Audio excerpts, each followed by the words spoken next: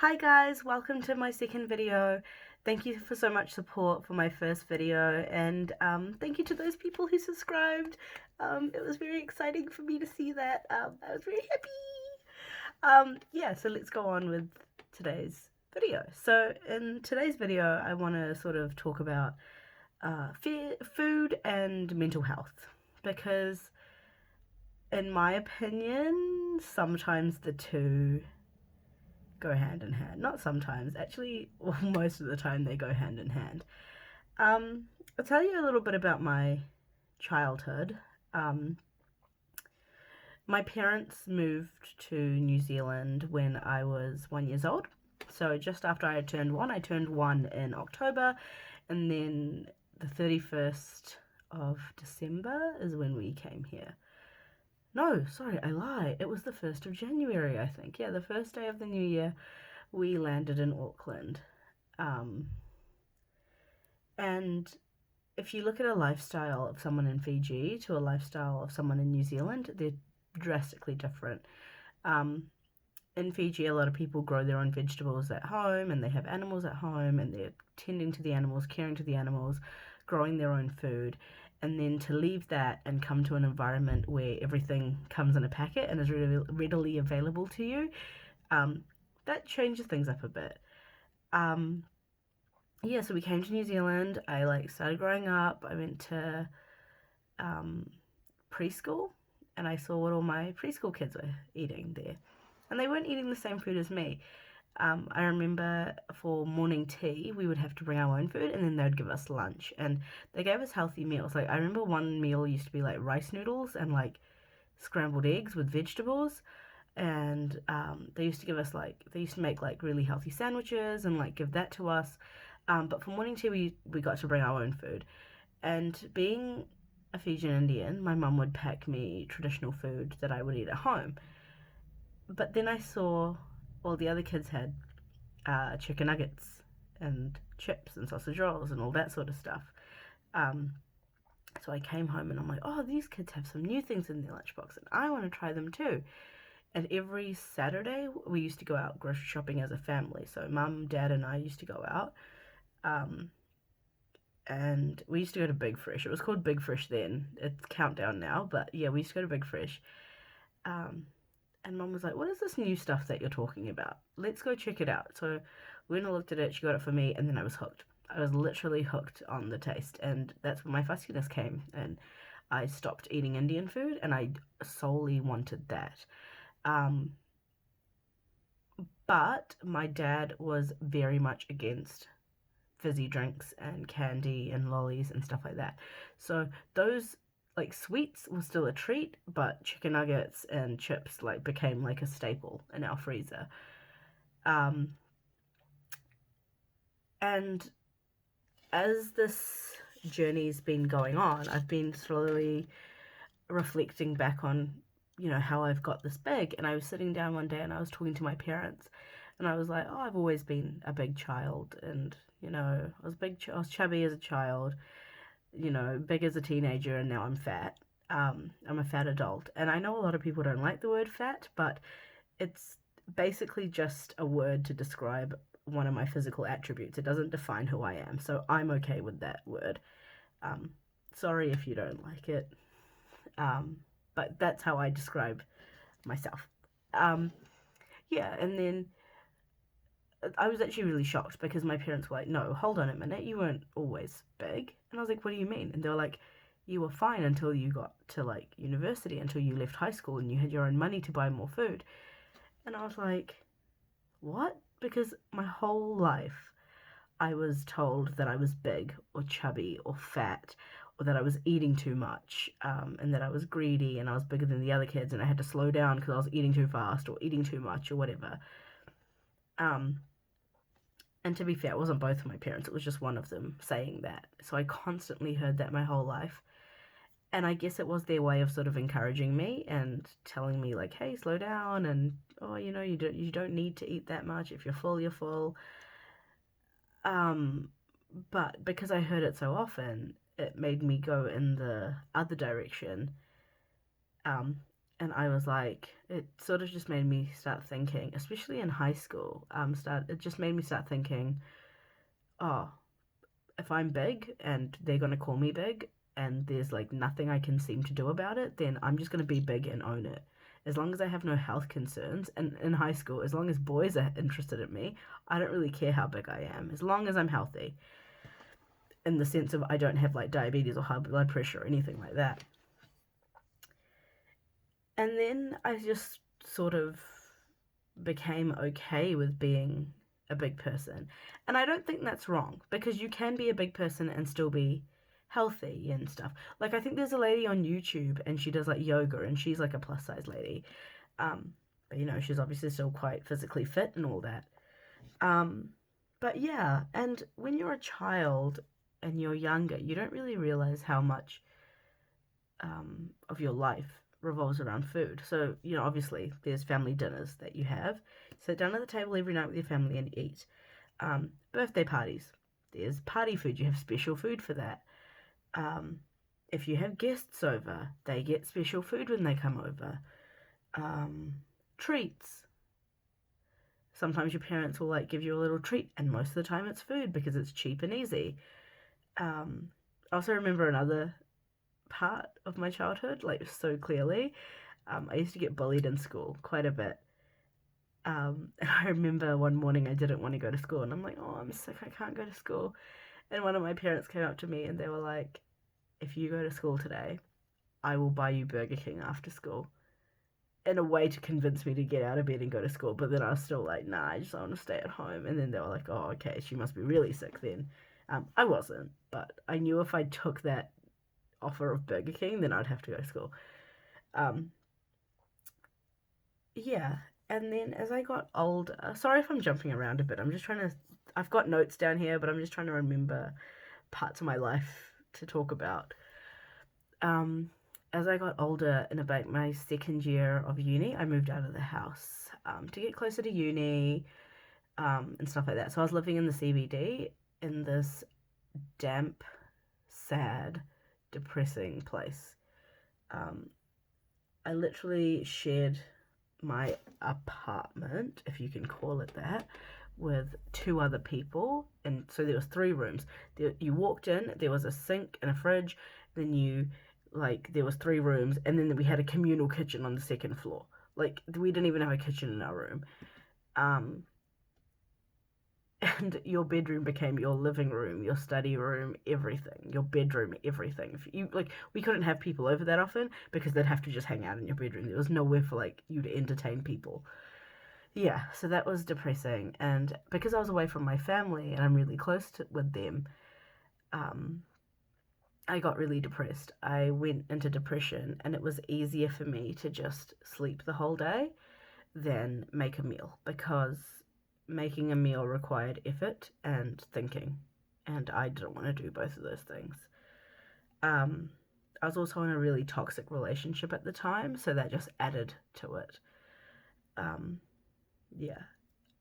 Some people use food as a crutch when they're going through difficulties. I've seen both angles. So when I was dealing with depression, I went to eating once a day, not eating at all because it was just easier to sleep. And then when I did wake up, because I hadn't eaten for like 2 or 3 days, it would be the easiest and fastest thing I could grab, which would be fast food. Um, but when I was younger and I used to get bullied, I used to come home and tell my grandmother, oh, you know, I didn't have a good day at school, like these kids were being mean to me. And she would make me like deep fried chicken nuggets or um, chips. Or I remember like once, like it was the most delicious thing I've ever tasted. But once she made me this like thing where she like made custard like on the stovetop and then she like mixed in like chocolate chip cookies. Best thing ever, but so unhealthy. Um yeah, so yeah, some people use food as a way to deal with their stress and their difficult times. And for other people, when they're stressed or going through something difficult, they just don't eat, and neither of which are good. Um, Actually, when I went to go see my surgeon, when I decided I wanted the surgery, he asked me He's like, oh, what do you have for breakfast? I was like, I don't have breakfast because I would rather sleep than eat, because I'm tired and I'm like, I just really value my sleep because I love sleep. And he's like, all right, so you're running on nothing. What do you have at morning tea? And I'm like, well, I work through morning tea. I'm a teacher. I'm like either marking books or getting resources ready or something like that. And he's like, all right, what do you have for lunch? Well, I don't have lunch because I haven't prepared anything the day before because I've been disorganized because I've been wanting to sleep.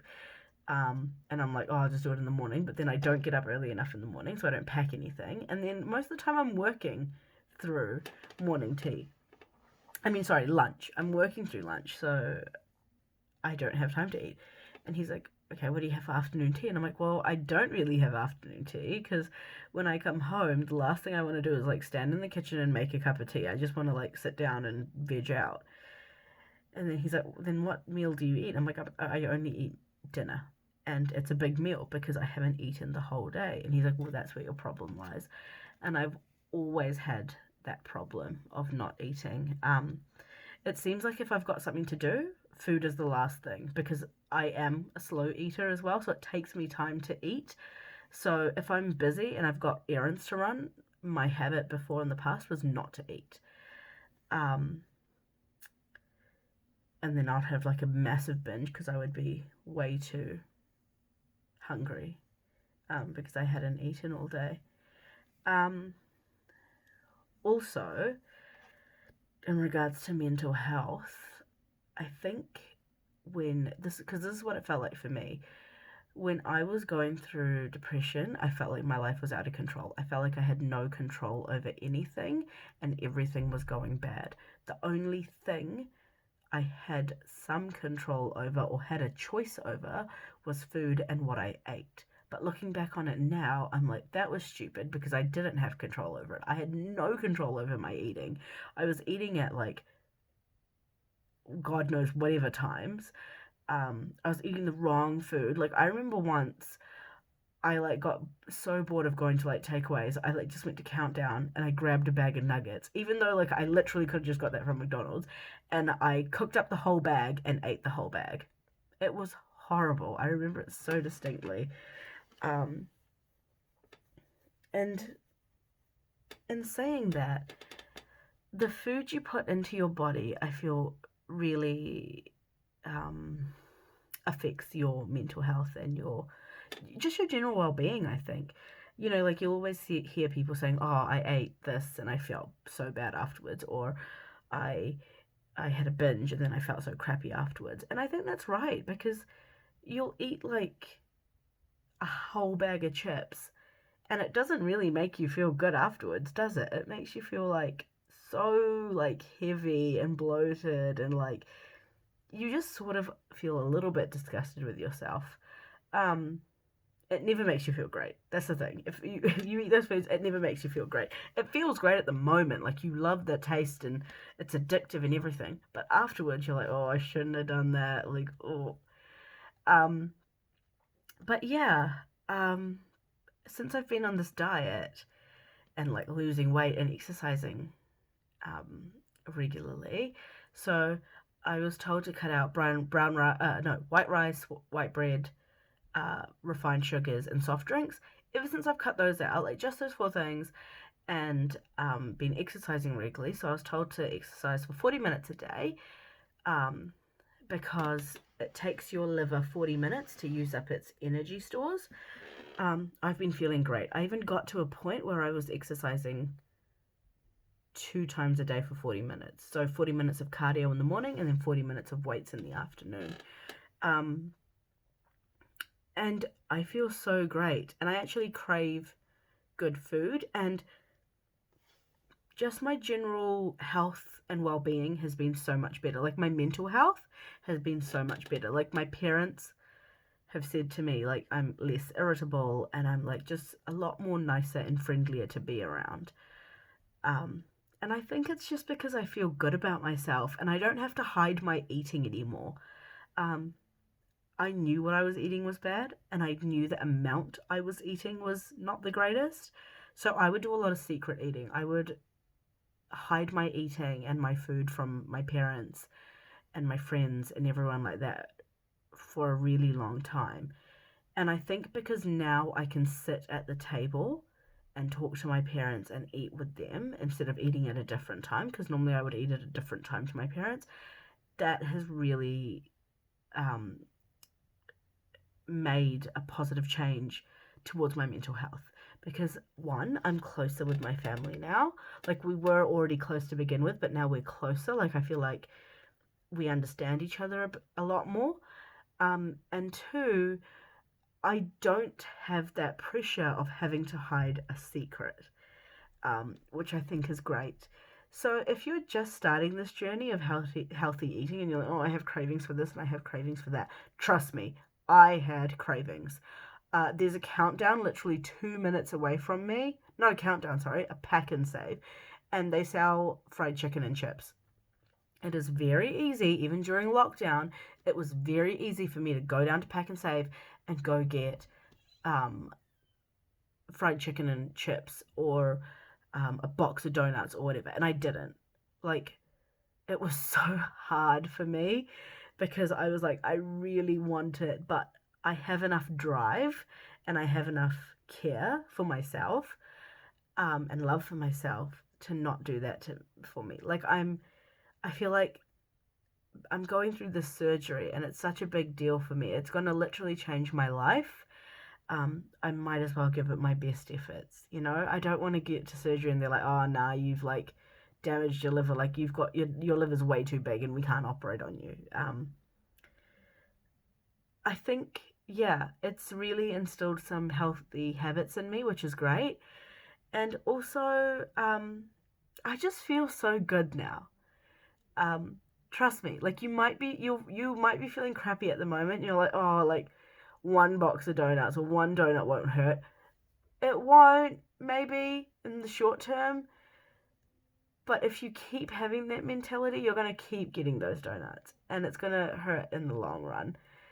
Um, so yeah, um, take it from me. I literally had the worst willpower before.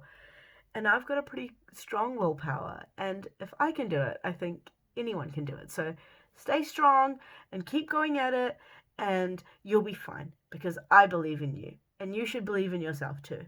That's your biggest step. I believe in myself, therefore I know I can do it. Um, so yeah, just keep at it. I hope this helped. Um, keep visiting my channel for a new video next. Bye bye.